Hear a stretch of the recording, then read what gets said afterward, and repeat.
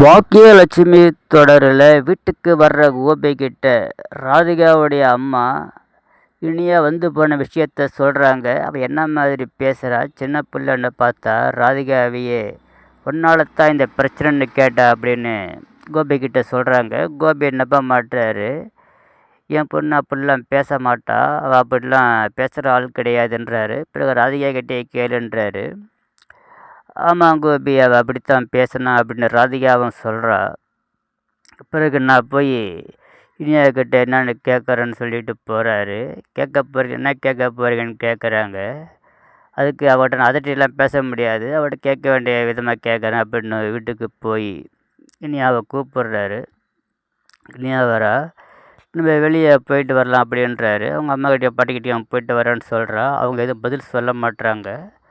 அதான் சொல்லியாச்செல்லாம் ஒன்றும் பிரச்சனை கிடையாது, வா போகலாம் அப்படின்னு காரில் கூட்டிக்கிட்டு போகிறாரு. காரில் கூட்டிக்கிட்டு போகிறத ராதிகாவோட அம்மா பார்க்குறாங்க.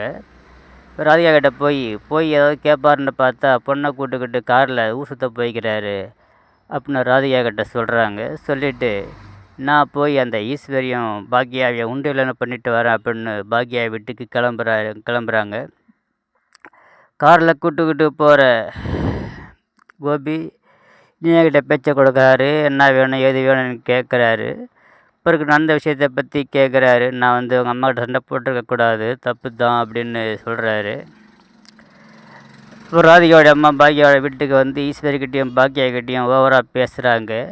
என் பொண்ணோட வாழ்க்கையை கெடுத்தீங்க, சீரழிச்சிங்க, ஏன் இப்படி பண்ணுறீங்க அப்படின்னு ஓவராக பேசுகிறாங்க. நீ பேசவே கூடாது, பொண்ணை பிடிக்கலன்னு தானே மாப்பிள்ளை என் பொண்ணை கல்யாணம் பண்ணிட்டு நிம்மதியாக இருக்கிற, அது உங்களுக்கு பொறுக்கலையா பிடிக்கலையான்னு ஓவராக பேசுகிறாங்க. கோபம் போடுற ஈஸ்வரி, உன்னை யார் இங்கே வர சொன்னது, என் வீட்டுக்குள்ளே வரக்கூடாது, உன்னை ஆளாகவே மதிக்க மாட்டேன், வெளியே போ அப்படின்றாங்க. அங்கே வர்ற பாக்கியா, வயசில் பெரியவங்களாச்சுன்னு நான் பார்க்குறேன், ஓவராக பேசுகிறீங்க, முதல்ல வெளியே போங்கன்றாங்க. ஒரு கட்டத்தில் ஈஸ்வரி, நீ வெளியே போறியா, கழுத்தை பிடிச்சி வெளியே தள்ளுவான்னு கோபமாக பேசுகிறாங்க. அப்புறம் வெளியே போயிடுறாங்க.